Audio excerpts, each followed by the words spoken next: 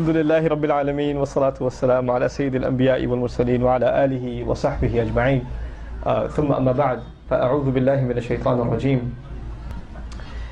ووصى بها إبراهيم بنيه ويعقوب يا بني إن الله اصطفى لكم الدين فلا تموتن إلا وأنتم مسلمون رب اشرح لي صدري ويسر لي أمري واحلل عقدة من لساني يفقهوا قولي فالحمد لله والصلاة والسلام على رسول الله وعلى آله وصحبه ومن والاه ثم أما بعد ইনশাআল্লাহ আজকের সংক্ষিপ্ত আলোচনার শুরুতে আমি প্রথমেই ধন্যবাদ জানাতে চাই আমাকে এখানে আমন্ত্রণ জানানোর জন্য।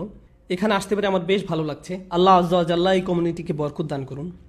এখানকার মসজিদটিতে সবসময় মানুষের উপস্থিতি বজায় থাকুক, বিশেষ করে ফজর এবং ঈশার সময়, এবং আল্লাহ যেন মসজিদটিতে তরুণদের উপস্থিতি দিয়ে ভরে রাখেন সকাল আর সন্ধ্যায়। আমিন ইয়া রব। আমি আজকে আপনাদেরকে যা বলতে চাই তাহলে আমি কিছু আয়াত সম্পর্কে ব্যাখ্যা করতে চাই, যার উপর আমি আগেও দুরূস দিয়েছি, কিন্তু আজকে একটু ভিন্ন আঙ্গিকে তা আপনাদের কাছে উপস্থাপন করার চেষ্টা করব। এছাড়াও আমি আসলে শুরুতে কোরআনের প্রেক্ষাপটের বাইরে থেকে কথা বলবো, আর তা হলো আমাদের সন্তানদের প্রতি যে সচেতনতা কাজ করে, এটা আসলে আমাদের দিনের ভিত্তি। ব্যাপারটা কোনো নতুন কিছু না, যা আমরা মাত্র উপলব্ধি করতে শুরু করেছি। আমাদের ভবিষ্যৎ প্রজন্মের জন্য যে চিন্তা কাজ করে, এটা আমরা পেয়েছি আমাদের পিতা ইব্রাহিম আলাইহিস সালামের কাছ থেকে। আসলে তারও আগে আমরা যেই সচেতন বাবার কথা জানতে পেরেছি, তিনি ছিলেন নূহ আলাইহিস সালাম। নূহ আলাইহিস সালাম তার সন্তানদের ব্যাপারে বেশ উদ্বিগ্ন ছিলেন। তিনি আল্লাহ তাআলার কাছে সন্তানদের উদ্ধারের জন্য প্রার্থনা করেছিলেন। তো আমাদেরকে সন্তানদের দ্বীনি বিষয়ে আমাদের সচেতনতা এই ধর্মে বহু পুরাতন ভিত্তি, এই ধর্মের একটি মৌলিক অংশ। আর আল্লাহ আজ্জা ওয়া জাল্লা আমাদের একটা বিষয় শিখাতে চেয়েছেন। আমাদের বেশ কয়েকবার এমন নবীদের ব্যাপারে জানিয়েছেন যাদের নিজ সন্তানদের মধ্যে সমস্যা ছিল। অনেকবার ইব্রাহিম আলাইহিস সালামকে আল্লাহ অত্যন্ত নেককার দুজন সন্তান দিয়েছিলেন। তাকে দিয়েছিলেন ইসমাইল এবং ইসহাক। তিনি দুজন অপূর্ব সন্তান পেয়েছিলেন, কিন্তু নূহ আলাইহিস সালাম তেমন পাননি। ইয়াকুব আলাইহিস সালাম কয়েকজন অনুগত সন্তান, আবার কয়েকজন সমস্যাগ্রস্ত সন্তান পেয়েছিলেন, তবে বেশিরভাগই অবাধ্য ছিলেন, তাই না? তার মানে আমাদের নবীদের মধ্যে এমন কয়েকজন সন্তানদের ব্যাপারে সমস্যায় পড়তে হয়, তাহলে আপনি আমরা যতই চেষ্টা করি না কেন, আমরা সন্তানদের ব্যাপারে আমাদের সমস্যাকে এড়িয়ে যেতে পারবো না। এটা আল্লাহর কদরেরই অংশ। আল্লাহ আমাদের কয়েকজনকে অনুগত সন্তান দান করবেন, কিংবা আমাদের কিছু সন্তান হবে অনুগত, আবার কিছু সন্তান হবে আমাদের জন্য পরীক্ষা স্বরূপ। আর আমাদের সব ধরনের সন্তানকে বড় করে তুলতে হবে। এটা আমাদের দিনেরই একটা অংশ, আমাদের জীবনের অংশ। দুটি বাচ্চা কখনোই একই রকম হবে না। কেবল একটা সূত্র প্রয়োগ করে আপনার সব বাচ্চাকে বড় করতে পারবেন না। উদাহরণস্বরূপ ইয়াকুব আলাইহিস সালামের কথাই ধরুন। আমরা এটা বিশ্বাস করি না যে তিনি ইউসুফ আলাইহিস সালামকে বেশি স্নেহ করেছিলেন এবং অন্যদের প্রতি কম যত্ন নিয়েছিলেন, তাই তারা অমন আচরণ করেছিলেন। তিনি একজন নবী ছিলেন। অবশ্যই একজন নবীর অন্যতম প্রধান কাজ হলো ন্যায়নিষ্ঠভাবে জীবনযাপন করা। আর আপনি যদি আপনার এক সন্তানের প্রতি স্নেহশীল হন আর অন্যদের প্রতি তা না করেন, তাহলে তাতে সুবিচার হলো না। আমরা ইয়াকুব আলাইহিস সালামের কাছে এমনটা আশা করি না। অর্থাৎ বাবা হিসাবে যতটুকু করা সম্ভব ছিল তিনি করেছিলেন। আলহামদুলিল্লাহ, শেষে তারা তওবাও করেছিলেন, আর এটা তার প্রতি আল্লাহর উপহার ছিল। কিন্তু যেমনটা আমি বলেছিলাম, নূহ আলাইহিস সালামের ক্ষেত্রে তার ছেলেরা শেষ পর্যন্ত তওবা করেনি। আবার তারা নবী ছিলেন দেখে আপনি হয়তো ভাবতে পারেন যে কারো খুব ভালো চাকরি থাকলে তাতে বাড়তি সুযোগ সুবিধা থাকে। যেমন আপনার কেউ খুব ভালো চাকরি করেন, তাই আপনার পুরো পরিবারের জন্য আপনি হেলথ ইন্স্যুরেন্স পাচ্ছেন, তাই না? একজন নবীর চাকরি তো বেশ ভালো পদের, তিনি আল্লাহর কর্মচারী। এখানে তো তিনি কিছু সুযোগ সুবিধা পেতেই পারেন। আমি অন্তত আমার পরিবারের ব্যাপারে নিশ্চিন্ত থাকতে পারি। কোনো নবীকেই তার পরিবারের নিশ্চয়তা দেওয়া হয়নি, না তার স্ত্রী, না তার সন্তান। এমনকি আমাদের নবী মুহাম্মদ রাসূলুল্লাহ সাল্লাল্লাহু আলাইহি সাল্লামের ক্ষেত্রেও একটা অভাবনীয় হাদিস আপনারা দেখবেন যে তিনি যখন তার সন্তানদের সঙ্গে কথা বলছেন, ফাতিমাতুজ জাহরা রাদিয়াল্লাহু তাআলার সঙ্গে, তিনি বলছেন, ফাতিমা, মুহাম্মাদের কন্যা, আল্লাহর ব্যাপারে সতর্ক হও, আল্লাহর ব্যাপারে সাবধান থাকো, কারণ আল্লাহর সামনে আমি তোমাকে কোনো সাহায্য করতে পারবো না। তিনি এই কথা বলছেন নিজের মেয়েকে সাল্লাল্লাহু আলাইহি সাল্লাম। অন্য কথায় তিনি আমাদেরকে খুবই গুরুত্বপূর্ণ কিছু শিখাতে চাইছেন। কেবল আমরা মুসলিম হয়েছি বলে, আমাদের সাধ্যমতো চেষ্টা করেছি বলে আমরা এমন সন্দেহ পোষণ করতে পারি না যে আমাদের নবীজি সাল্লাল্লাহু আলাইহি সাল্লাম তার সর্বোচ্চ চেষ্টার চেয়ে কোনো অংশ কম করেছেন। তিনি ভবিষ্যতে সকল বাবাদের জন্য আদর্শ, বিশেষ করে কন্যা সন্তানদের। আমরা যারা এখানে বসে আছি এবং আমাদের মধ্যে যাদের মেয়ে আছে, আমরা তো অনুগ্রহপ্রাপ্ত। আমরা রাসূল সাল্লাল্লাহু আলাইহি সাল্লামের সুন্নাহকে বজায় রাখতে পেরেছি, কারণ তিনিও ছিলেন কন্যা সন্তানের বাবা। তার ছেলেও হয়েছিল, কিন্তু তারা খুব অল্প বয়সেই মারা গিয়েছিল। আল্লাহ তাকে একাধিক মেয়ে সন্তান উপহার দিয়েছিলেন এবং তাদের লালন পালন করার দায়িত্ব উপভোগ করতে দিয়েছিলেন। এটা এমন একটা দায়িত্ব যার জন্য আমাদের সম্মানিত বোধ করা উচিত। এ কারণে আমাদের মেয়ে সন্তান হওয়ার ব্যাপারে আমাদের চিন্তার ধারণা বদলে গিয়েছে। ইসলামের পূর্বে, উদাহরণস্বরূপ ইন্ডিয়ার কথা চিন্তা করুন, যেখানে মেয়ে সন্তান হওয়ার যে কালচার ইসলামের পূর্বে, এমনকি আরব দেশেও যখন আপনার মেয়ে সন্তান হতো আপনি আপনার চেহারা বিকৃত করতেন। এখন আমি সমাজকে কি করে মুখ দেখাবো? এই যুগে এসেও মুসলিম সমাজে আমাদের কারো কারো পরিবারেই আপনি আপনার স্ত্রীকে নিয়ে হাসপাতালে আছেন, সে প্রায় মারাই যাচ্ছিল সন্তান জন্ম দিতে গিয়ে, কিন্তু সন্তান জন্মের সঙ্গে সঙ্গে আপনার মা আপনাকে টেক্সট করলেন। ভালো খবর তো? এ কথার মানে কি? তিনি আসলে জিজ্ঞেস করছেন ছেলে হয়েছে কিনা। এরপর আপনি কোনো উত্তর না দিলে তিনি আপনাকে সান্ত্বনা দিলেন, অসুবিধা নেই, এর পরের বার হবে ইনশাআল্লাহ। যেন মেয়ে হওয়ার ব্যাপারটা খুবই দুঃখজনক। সুবহানাল্লাহ, কত নিচে নেমে গিয়েছি আমরা। আল্লাহ আসলে সেসব মানুষের ব্যাপারে কোরআনে অভিযোগ করেছেন যারা তাদের কন্যা সন্তানকে মর্যাদা দেয় না।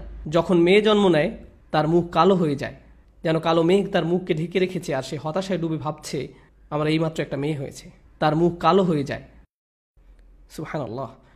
তো আমাদের সন্তানদের ব্যাপারে দুশ্চিন্তা করা নিয়ে কথা বলার আগে আমাদের প্রথমে ভাবা উচিত বাবা মা হিসাবে আমরা কতটা যোগ্য। এই বিষয়টা প্রথমে খেয়ালে আনতে হবে। আর এটা আসলে বেশ বড় একটি সমস্যা। তবে এটা আমার সূচনা নয়। আমি যা বলে শুরু করতে চাচ্ছিলাম, যে আমি আগে বলেছিলাম যে সন্তানদের প্রতি সচেতনতা আমাদের দিনেরই ভিত্তি, এই দিনের একটা মৌলিক অংশ। আর এটা এমন একটা বিষয় যাতে আমরা প্রজন্ম থেকে প্রজন্ম আমরা যথেষ্ট সফল, আলহামদুলিল্লাহ। এই দিনের একটা মৌলিক অংশ। সন্তান বড় করার কাজে আমরা বেশ ভালো, যুগ যুগ ধরে, আলহামদুলিল্লাহ। অবশ্যই পৃথিবী অনেক বদলে গিয়েছে নবী সাল্লাল্লাহু আলাইহি সাল্লামের যুগের পরে, কিন্তু সন্তান লালন পালনে মুসলিমদের সফলতা অন্য যে কারো চেয়ে ভালো ছিল, আলহামদুলিল্লাহ, বর্তমান সময়ের আগ পর্যন্ত। আজকের দুনিয়া এতটা আকস্মিকভাবে বদলে যাচ্ছে যে এটা শুধু সরকার কিভাবে পরিচালিত হবে তাতে প্রভাব রাখছে না, এটা আমাদের অর্থনীতিতে প্রভাব রাখছে। কিভাবে এক দেশ অন্য দেশের সাথে সম্পর্ক বজায় রাখছে, কিভাবে ইন্ডাস্ট্রি গড়ে উঠছে, শুধু তাতেই প্রভাব বিস্তার করছে না, বরং এটা আমাদের পরিবারগুলোকেও প্রভাবিত করছে। শুধু মুসলিম পরিবার নয়, সকল পরিবার। বর্তমান বিশ্ব নাটকীয়ভাবে পরিবর্তিত হয়ে যাচ্ছে। আমাদের পরিবারের এখন যেমন অবস্থা দেখতে পাচ্ছি, এর আগে কখনো এমনটা ছিল না। সন্তানদের এখন যেভাবে বড় করা হচ্ছে, ইতিহাসের আর কোনো যুগে কিংবা অন্য কোনো সংস্কৃতিতে এমন আকার ধারণ করেনি। শুধু মুসলিম সংস্কৃতির ক্ষেত্রে নয়, সবার ক্ষেত্রেই। বিশ্বায়ন আর যোগাযোগ ব্যবস্থার বৃহৎ উন্নয়নের কারণে তার উপর ভোগবাদের চরম পর্যায়ে সৃষ্টি হওয়ায়, আমি একে পুঁজিবাদ বলি না, বরং বলি ভোগবাদ। আমরা পণ্যের আসক্ত ভোক্তায় পরিণত হয়েছি। আমি একে পুঁজিবাদ বলি না, বলি ভোগবাদ। আর এই মানসিকতা আমাদের ঘরের ভিতরেও প্রবেশ করে ফেলেছে। আমি একটা ছোট উদাহরণ দিচ্ছি। আমি যা বলছি সে ব্যাপারে, আপনাদের বাচ্চারা, যেহেতু আপনারা অনেকেই এখানে অভিভাবক, আপনাদের বাচ্চারা আপনাদের কাছে কি নিয়ে বেশি আবদার করে? তারা কিসের জন্য সব সময় বায়না ধরে থাকে? ক্যান্ডি। মাশাআল্লাহ, সত্যি আপনার তো বেশ সরল মনা বাচ্চা, তারা আপনার কাছে কেবল ক্যান্ডি চেয়েছে। আচ্ছা, আরো বলতে থাকুন।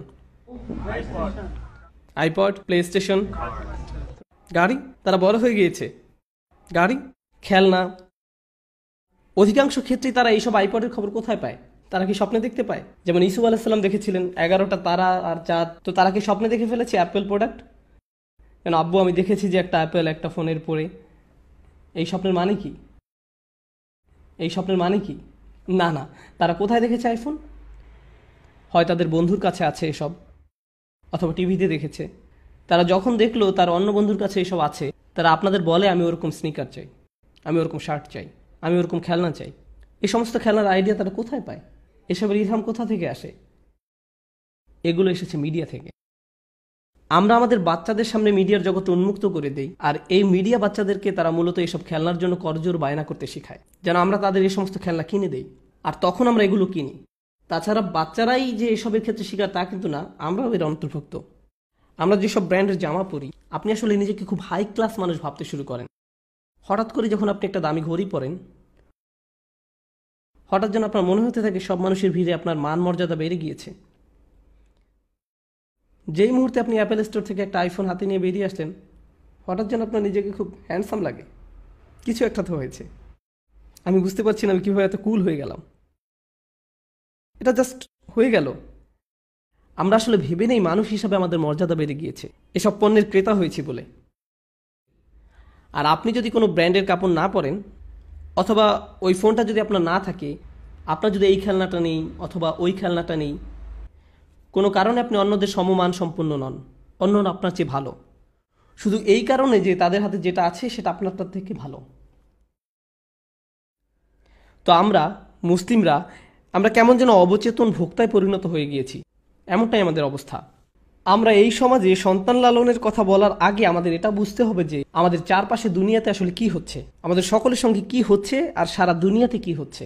কার্যকর উপায়ে সন্তান লালনের কথা ভাবার আগে আমাদের এসব ব্যাপার ভেবে দেখতে হবে। এটা বেশ বড় একটা সমস্যা। দ্বিতীয় বড় সমস্যাটা হলো আপনার কাছে সাফল্যের মানে কি, কি সে আপনার মর্যাদা বাড়ায়। এখন তো বাচ্চাদেরকে এই মানসিকতা দিয়ে বড় করা হচ্ছে যে তাদের মূল্য এসব প্রোডাক্ট দ্বারা নির্ধারিত হয়।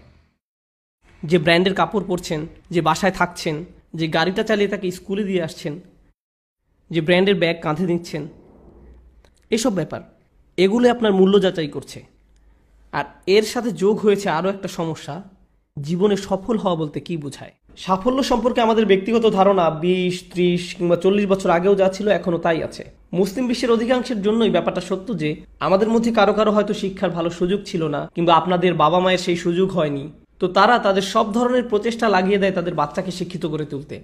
আর আপনি আপনার জীবন থেকে এই শিক্ষা পেয়েছেন, তাই আপনি বলেন আমার বাচ্চার জন্য আমি সর্বোচ্চ শিক্ষা অর্জনের ব্যবস্থা করব। যদিও এই ইচ্ছা পূরণ করতে গিয়ে তাকে প্রাইভেট স্কুলে পাঠাতে হয়, বাড়ি ভাড়া নিতে হয়, অ্যাপার্টমেন্ট ভাড়া নিতে হয়, অস্বস্তিকর পরিবেশে থাকতে হয়, তারপরেও তাদের সুশিক্ষার স্বার্থে আপনি তা করতে রাজি আছেন। যদি আমার অস্বাভাবিক লোন নিতে হয় তাকে আইভি লিগ বা মেড স্কুলে পাঠাতে, কিংবা তাকে কোনো লিড প্রোগ্রামের অন্তর্ভুক্ত করতে, আমরা তা করতে রাজি আছি। কেন? কারণ আপনাদের কাছে সাফল্যের সবচেয়ে গুরুত্বপূর্ণ ধাপ কি?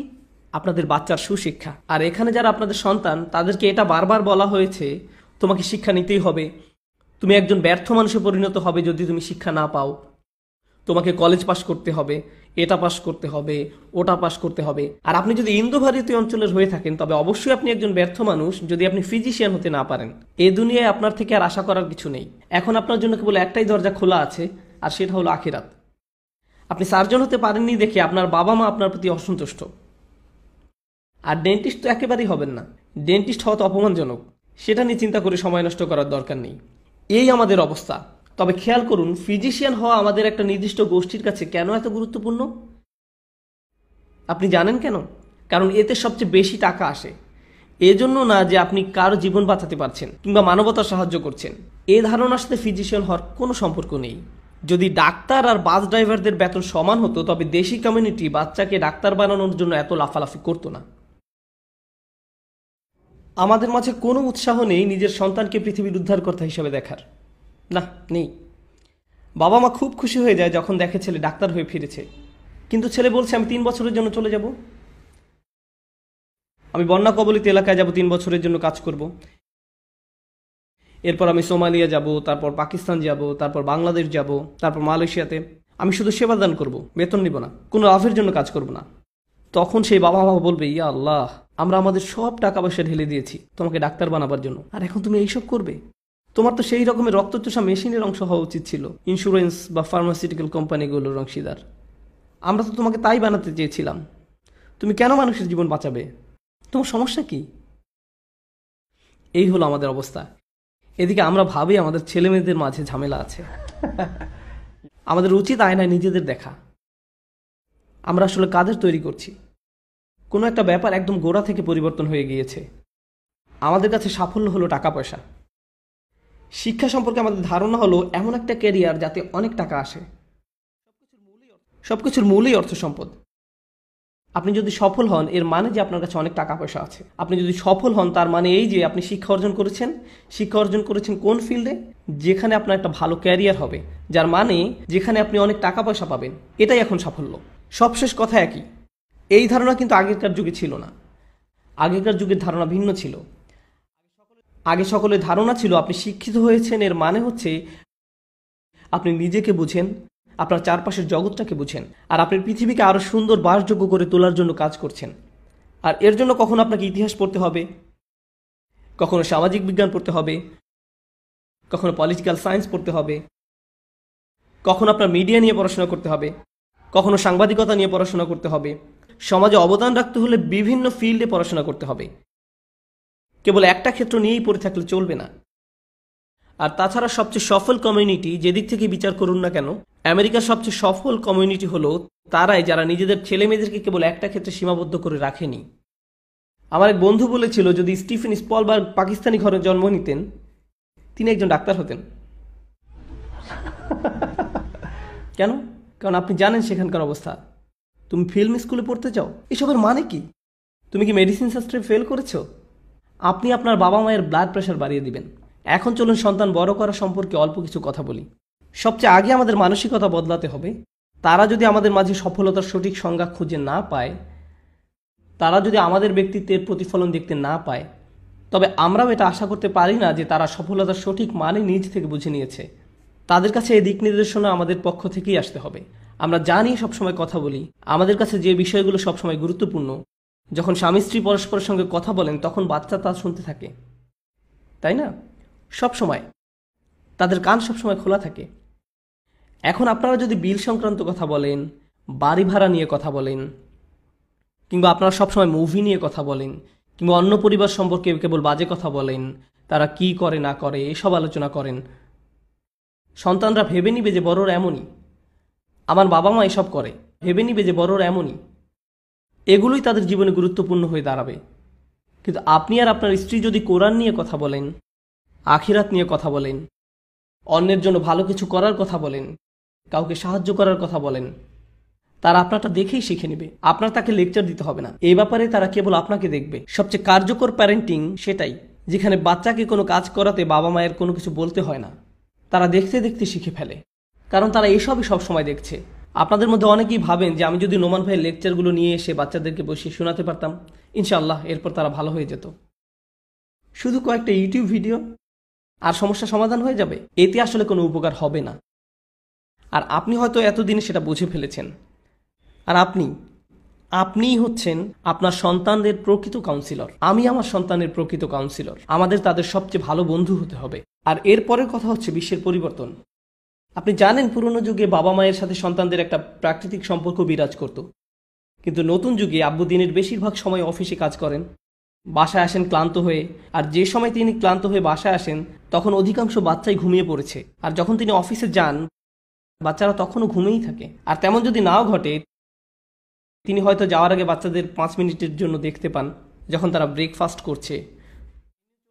তিনিও চলে যান, তারাও চলে যায়।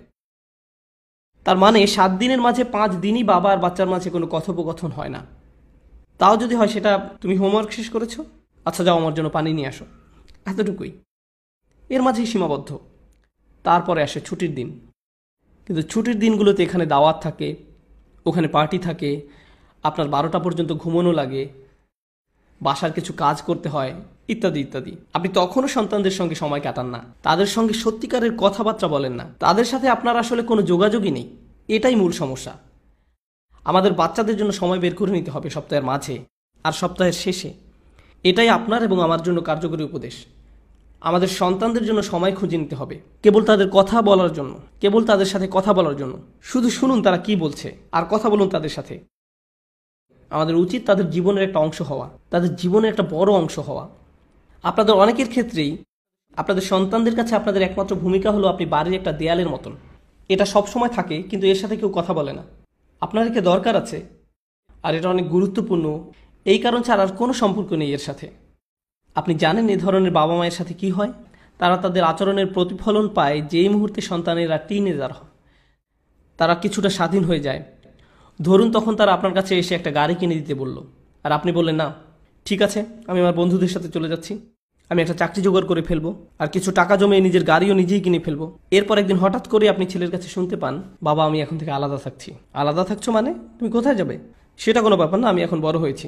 আর এখন আপনি দৌড়ে মসজিদে আসেন, ইয়ামু সাহেব আমাকে একটা সূরা বলে দিন, একটা দোয়া বলে দিন যাতে আমার ছেলেটা ভালো হয়ে যায়।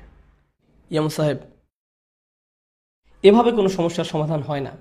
এভাবে কোনো সমস্যার সমাধান হয় না। যখন তাদের বয়স 17, 18, 19, 20 হয়ে গিয়েছে, তখন জরুরি সংকট অনুভব করলে চলবে না। তাদেরকে গড়ে তুলতে হবে আরও অনেক আগে থেকে। এখন আমি কিছু প্র্যাকটিক্যাল উপদেশ দিতে চাই সেসব অভিভাবকদের জন্য যাদের সন্তানদের বয়স 10-এর নিচে। হাত তুলুন প্লিজ, যাদের সন্তানদের বয়স 10-এর কম। খুব বেশি নেই, আলহামদুলিল্লাহ। আমি এই দলে আছি, আমার সবচেয়ে বড়টার বয়স 10। তো আমাদের জন্য আমাদের সবচেয়ে বড় দায়িত্ব হলো সন্তানদের ইসলাম শিক্ষা দেয়া। আমাদের পক্ষ থেকে তাদের ইসলাম শিক্ষা দেয়া, যখন নবী আলাইসাল্লামরা দিন শিক্ষা দিতেন তারা সকলের জন্য তা করতেন।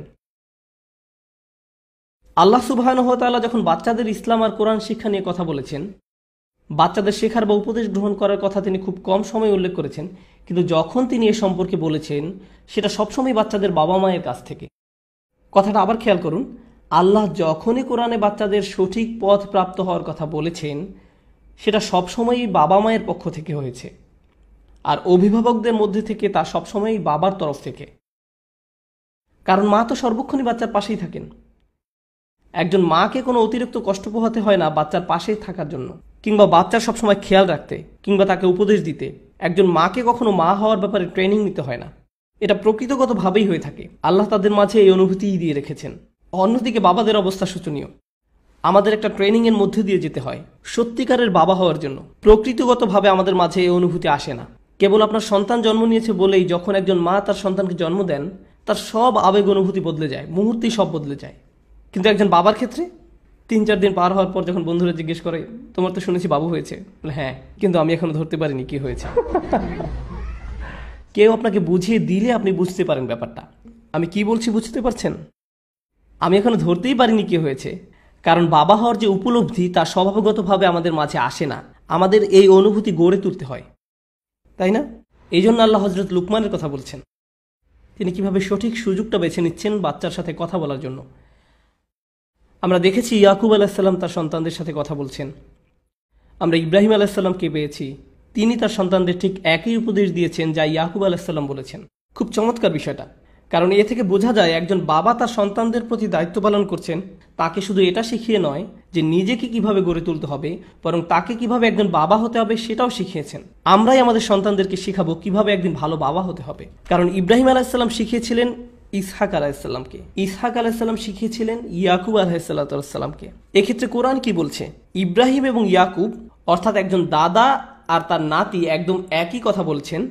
তারা কি কথাটা একই সময় বলেছেন? না, দুজনে সম্পূর্ণ আলাদা দুই প্রজন্মের। এই কথা বলছেন ইব্রাহিম আলাইহিসসালাম। ইব্রাহিম আলাইহিসসালাম বলেছিলেন ইসমাইল এবং ইসহাক আলাইহিসসালামকে। ইয়াকুব আলাইহিসসালাম বলেছিলেন তার 11 জন সন্তানকে। কিন্তু তারা অবিকল একই কথা বলেছেন, হে আমার সন্তানগণ, নিশ্চয়ই আল্লাহ তোমাদের জন্য এই ধর্মকে মনোনীত করেছেন, কাজেই তোমরা মুসলমান না হয়ে কখনো মৃত্যুবরণ করো না। কি অদ্ভুত সুন্দর! আল্লাহ বলছেন দাদা আর নাতি একই উপদেশ দিচ্ছেন। কেন? কারণ একই তারবিয়াহ বংশানুক্রমে চলে এসেছে। এই তারবিয়াহ কিভাবে একজন ভালো সন্তান হতে হবে শুধু সে বিষয় নয়, বরং এক সময় কিভাবে একজন ভালো বাবা হতে হবে তা নিয়ে। এটা সেই তারবিয়ার বৈশিষ্ট্য। অন্য কথায়, আমরা আমাদের সন্তানদেরকে তারবিয়া দিয়ে যাব যখন তারা পরিণত বয়স্ক হয়ে যাবে। আমরা তাদের সন্তানদের লালন পালন ব্যাপারে উপদেশ দিব। আর আমরা যদি আমাদের দায়িত্ব সঠিকভাবে পালন করতে পারি, আমরা যদি পেছনে ফিরে তাকাই, দেখব আমাদের অনেকের বাবা মা আমাদের প্রতি দুর্ব্যবহার করেছেন। অনেকের বাবা মা এমন ছিলেন, তারা তাদের বাচ্চাকে গালিগালাজ করতেন, তিরস্কার করতেন, অপমান করতেন। তাই যখন তাদের সন্তানের বাচ্চা হয় তারা বলে, আমি আমার বাবার চেয়ে ভালো বাবা হব, আমার বাবার মতো আমি হব না, আমি আমার বাচ্চাকে খুব ভালোবাসবো, আমি তার জন্য এই করব সেই করব। কিন্তু আমরা শেষে ঠিক আমাদের বাবার মতনই হয়ে যাই। সত্যিটা শুনতে আমরা পছন্দ করি বা না করি, কোনো না কোনোভাবে ঠিক তাই ঘটে। তো আমরা এখনো শিখছি প্রজন্মের পর প্রজন্মের প্রভাব। যদি আমরা আমাদের কাজ ঠিকমতো করতে পারি, তবে এটা ছাড়াও এখানে একটা গুরুত্বপূর্ণ প্রশ্ন আছে। ইব্রাহিম আলাইহিসসালাম আর ইয়াকুব আলাইহিসসালামের সন্তানেরা কি সমগুণ সম্পন্ন ছিলেন? ইব্রাহিম আলাইহিসসালামের সন্তান কে ছিলেন?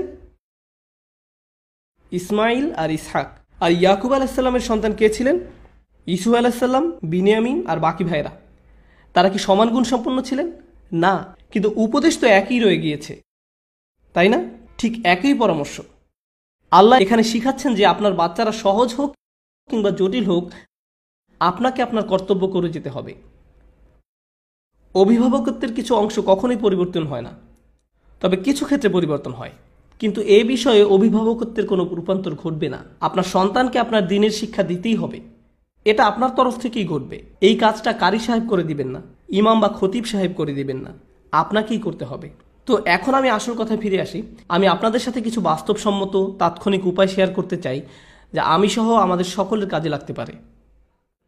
এটা আমার ব্যক্তিগত ধারণা যে ইসলামী শিক্ষা ব্যবস্থায় একটা বিপ্লব ঘটা দরকার। আমি এই কথা দ্বারা কি বোঝাতে চাচ্ছি? এখন ইসলামিক স্টাডিজ হচ্ছে আলিমদের জন্য। একজন আলিম পড়াশোনা করবেন ফিকহ, হাদিস, তাফসির, আকিদা এসব নিয়ে। তারা এসব কিছু নিয়ে পড়াশোনা করে একজন আলিম হবেন, আর তারা এই বিষয়সমূহ নিয়ে অনেক উচ্চ লেভেলের পড়াশোনা করবেন। কিন্তু ঠিক তাদের নিচেই আরেকটি লেভেল আছে, যেটা আমাদের আসলে তৈরি করে নিতে হবে। এটা তেমন একটা দেখা যায় না এখনো।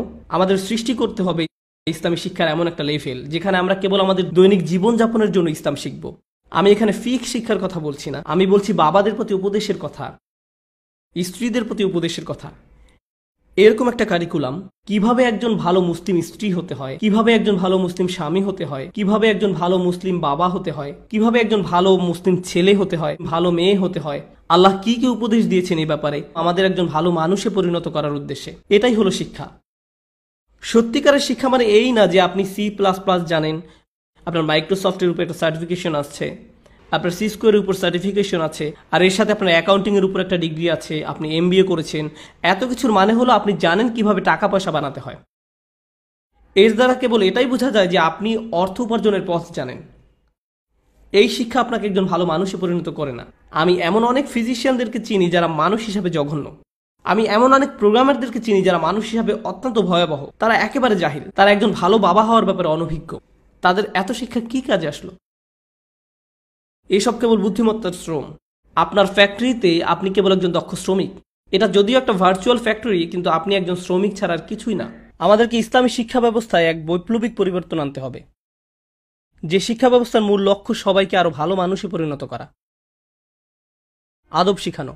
কিছু বিশেষ দিকে আমাদের সাহায্য প্রয়োজন, যা আগে কখনো প্রয়োজন হয়নি। আমি আপনাদের বলেছিলাম যে আমাদের ঘরের ভিতরে যা হচ্ছে সেটাও বর্তমানে টার্গেট করা হচ্ছে। বেশিরভাগ মুসলিম বাবা এখন জানেনই না ভালো বাবা হওয়ার মানে কি। এগুলো আমাদের কাছে খুব সহজ এবং স্বাভাবিক ছিল আগে। এই দায়িত্বগুলো বোঝা খুব একটা কঠিন ছিল না। কিন্তু এখন বৈশ্বিক পরিবর্তনের কারণে, আমাদের জীবনযাপন পদ্ধতির পরিবর্তনের কারণে আমাদের এসব আবার শিখতে হবে। এই জ্ঞানের কাছে ফিরে এসে আবার নতুন করে শিখতে হবে। বিশেষ করে কিভাবে সন্তান লালন পালন করতে হয় তা জানতে হবে। আপনারা এক সেট CD পাবেন, আমার মনে হয় অনলাইনে MP3ও পেয়ে যেতে পারেন। আমি চাই আপনারা সবাই সেটা শুনবেন। সিডিগুলো আমার করা না, এমন একজন ভাই করেছেন যাকে আমি খুব বেশি সমাদর করি, ভাই Hisham Al Awadi, children around the messenger. তার একটি সিরিজ হলো চিলড্রেন অ্যারাউন্ড দ্য মেসেঞ্জার আর মাদার্স অফ বিলিভার্স। এই দুইটি সিরিজ আমি চাই এখানে সবাই, বিশেষ করে বাবারা, তাদের সম্পূর্ণ পরিবার নিয়ে শুনবেন। চিলড্রেন অ্যারাউন্ড দ্য মেসেঞ্জার, বাবারা তাদের সম্পূর্ণ পরিবার নিয়ে শুনবেন। এটা খুবই গুরুত্বপূর্ণ। এটা আমাকে গভীরভাবে উপকৃত করেছে, আর এটা সাধারণ অভিভাবকদেরও অত্যন্ত উপকারে আসবে। এগুলো আমাদের খুব স্বল্প রিসোর্স হলেও অত্যন্ত মূল্যবান। আমাদের এই সুবিধাগুলো কাজে লাগাতে হবে, আর ইনশাআল্লাহ আমাদের পুরো পরিবারের উচিত এই লেকচারগুলো শোনা। আপনারা আইপ্যাডে রাখতে পারেন, কিংবা গাড়িতে বসেই সবাই একসাথে শুনতে পারেন। আপনার বেশ কাজে আসবে। আপনার সন্তানকে সঙ্গে নিয়েই কোরআন তেলাওয়াত করুন। একজন কারি ডেকে তাকে দিয়ে তেলাওয়াত করাবেন না, কাজটা নিজেই করুন। আপনার সন্তানকে সঙ্গে নিয়েই করুন। মাওলানা সাহেব আসুন, কোরআন পড়ান, পড়ে বাসায় চলে যান। আর আপনি, আপনার সময় নেই এসবের জন্য? আপনার যদি কোরআনের জন্য হাতে সময় না থাকে, তাহলে আপনার বাচ্চাকে কেন কোরআনের জন্য সময় বের করে নিতে হবে? আপনার সন্তানের সঙ্গে বসুন আর 20 মিনিট ধৈর্য ধরুন। শয়তান আসবে, সে আপনাকে বারবার হাই তুলতে বাধ্য করবে। আপনার তখন পিপাসা হবে, ঘুম আসবে, আপনার হঠাৎ মনে পড়ে যাবে যে আপনার একটা মিটিংয়ের কথা। এত সব কিছু এই 20 মিনিটের মধ্যেই হবে। কেন? কারণ আপনি এই 20 মিনিট কোরআনের জন্য দিতে চাইছেন, আর শয়তান সেটা ঘৃণা করে, সে সহ্য করতে পারে না। কিন্তু এই 20 মিনিট ধৈর্য রাখুন, নিজেকে সমর্পণ করুন আপনার বাচ্চার জন্য। পুরো পরিবারকে সঙ্গে নিন। দিনের একটা সময় আমরা সবাই একসাথে বসবো, আর আমরা সবাই কোরআন পড়বো, কোরআনের ব্যাখ্যা শুনবো, না হয় অন্তত অনুবাদ শুনবো সকলে একসঙ্গে। যদি 1 ঘন্টার জন্য তা সম্ভব না হয়, তবে অন্তত 10 মিনিটের জন্য তা করুন, তাতেও হবে। কেবল শুনুন কোরআনের অল্প কিছু অংশ 10 মিনিটের জন্য। তেলাওয়াত ছাড়া আর এটুকু করুন। তেলাওয়াতের জন্য আমি কতটুকু সময় রাখতে বলেছি? 20 মিনিট। আর অনুবাদের জন্য বা তাফসির অথবা ব্যাখ্যা শোনার জন্য কতক্ষণ? 10 মিনিট। তো প্রতিদিন মোট কতক্ষণ? এই 30 মিনিট আপনি আর আপনার গোটা পরিবার আল্লাহর উদ্দেশ্যে কিছু করলেন। আমি পরামর্শ দিব মাগরিব আর ইশার মধ্যবর্তী সময়টা বেছে নিতে। ঠিক আছে, আপনি হয়তো বলবেন আমার বাচ্চাদের পরীক্ষা চলছে, এখন মে মাস, সেমিস্টার শেষ হোক আগে। আচ্ছা ঠিক আছে, আমি এটা মেনে নিলাম, কিন্তু গ্রীষ্মের ছুটিতে আপনারা এই কাজটা করবেন। প্রতিদিন মাত্র 30 মিনিট। এমনটা বলবেন না আমি আমার বাচ্চাকে কোন প্রোগ্রামে ভর্তি করব। আপনি আপনার বাচ্চার প্রোগ্রাম, অন্য সব প্রোগ্রাম পরের ব্যাপার। আমাদের এভাবে বোঝাপড়া করে নিতে হবে। ইসলাম অটো পাইলটের মতন ধরলে চলবে না। আর আমি এটা বলে আমার কথা শেষ করতে চাই। আমি কি বোঝাতে চাইছি? আমরা আসলে একটা মুসলিম সমাজে বড় হয়েছি। আমাদের মধ্যে অধিকাংশরই, আমার নিজেরও, আমাদের বাবা মায়ের কখনো আমাদের ঈমান সম্পর্কে দুশ্চিন্তা করতে হয়নি। তারা এমন দুশ্চিন্তাগ্রস্ত ছিলেন না যে আমার ছেলে কি খ্রিস্টান হয়ে যাবে, নাকি সে নাস্তিক হয়ে যাবে, কিংবা ইহুদি হয়ে যাবে। এসব নিয়ে তাদের মাথা ব্যথা ছিল না। তারা ভাবতেন না আমার ছেলে জুমার নামাজ না পড়ে অন্য কোথাও ঘুরতে গেল কিনা। তারা এসবের ব্যাপারে চিন্তাগ্রস্ত ছিলেন না। তাদের মনে এমন কোনো আশঙ্কা আসতো না। তাদের ভাবতে হতো না যে তাদের ছেলে কোনো গ্যাংয়ে যোগ দিল কিনা, কিংবা ড্রাগ নিল কিনা, কিংবা বাড়ি ছেড়ে পালিয়ে যাবে কিনা। তো ইসলাম শিখানোর ব্যাপারে তাদের খুব একটা ভাবতে হয়নি, কারণ গোটা সমাজ আপনাকে কোনো না কোনো ভাবে তা শিখিয়ে দিচ্ছিল। স্কুল থেকে সে শিক্ষা পেয়েছেন, সব জায়গায় আপনি আজানের ধ্বনি শুনতে পেতেন।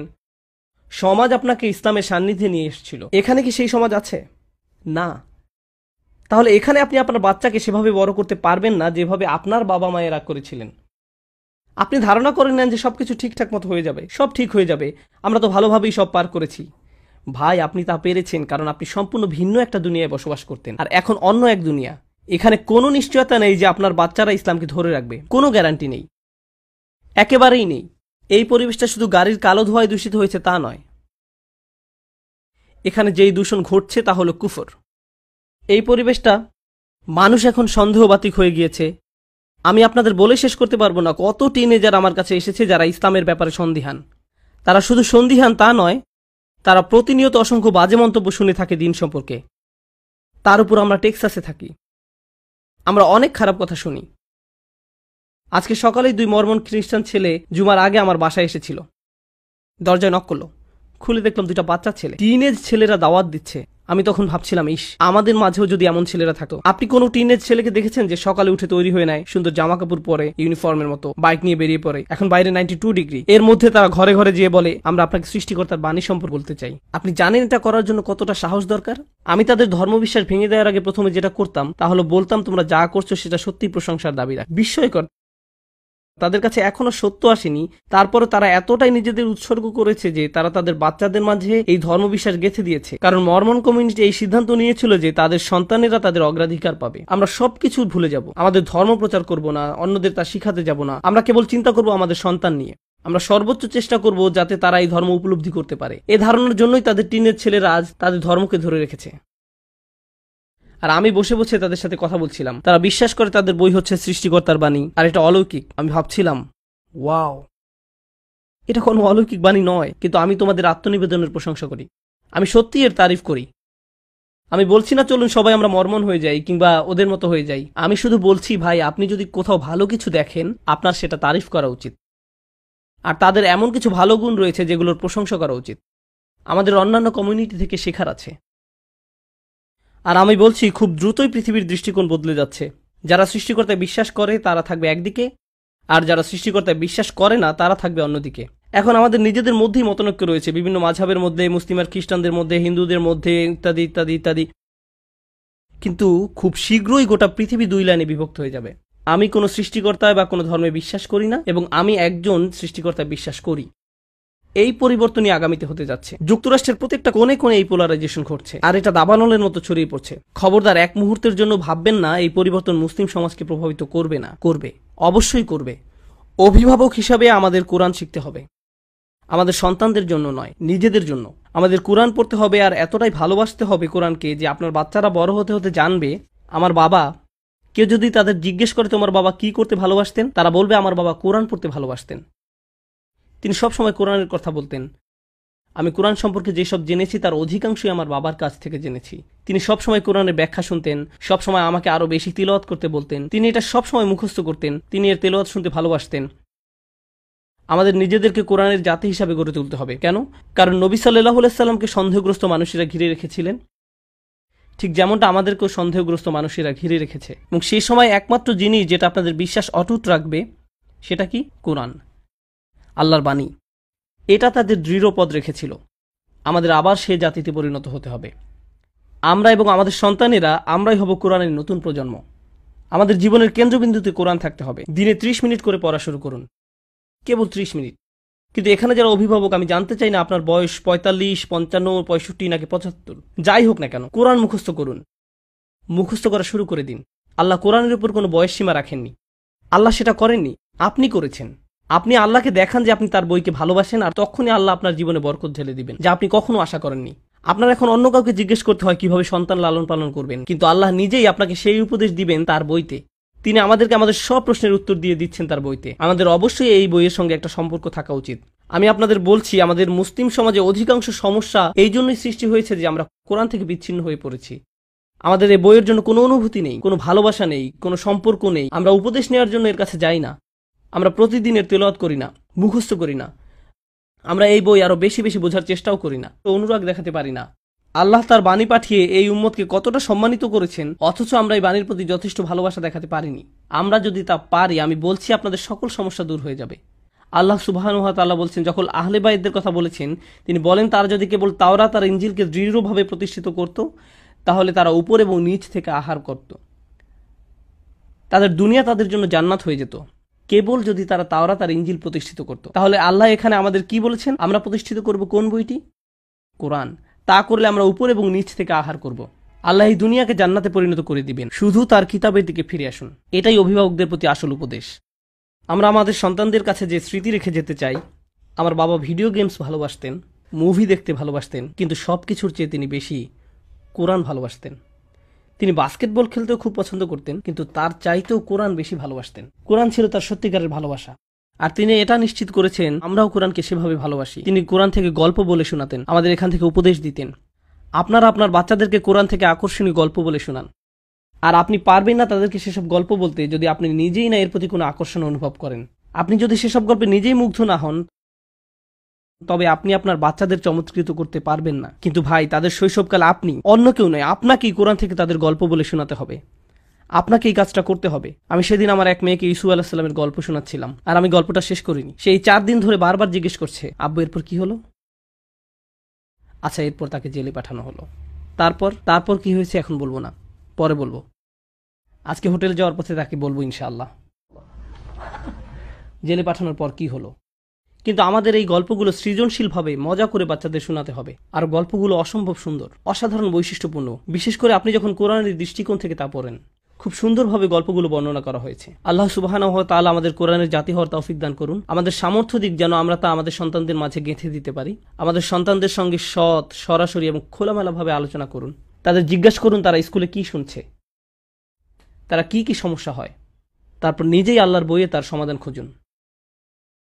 তুমি জানো তোমার বন্ধু যে তোমাকে কথাটা বলল, তুমি যে বাজে জিনিসটা দেখলে, আল্লাহ এই সম্পর্কে কি বলছেন? চলো তোমাকে দেখাই।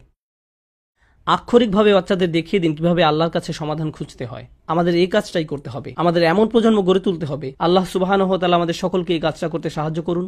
প্রত্যেক মুসলিমের জীবনে বরকত ঢেলে দিন। আল্লাহ যেন আরো বরকতের উপর বরকত ঢেলে দিন। আমাদের কোরআনের প্রতি ভালোবাসা, অনুরাগ, সময় আর আত্মনিবেদনের জন্য আমাদেরকে বরকত দান করেন।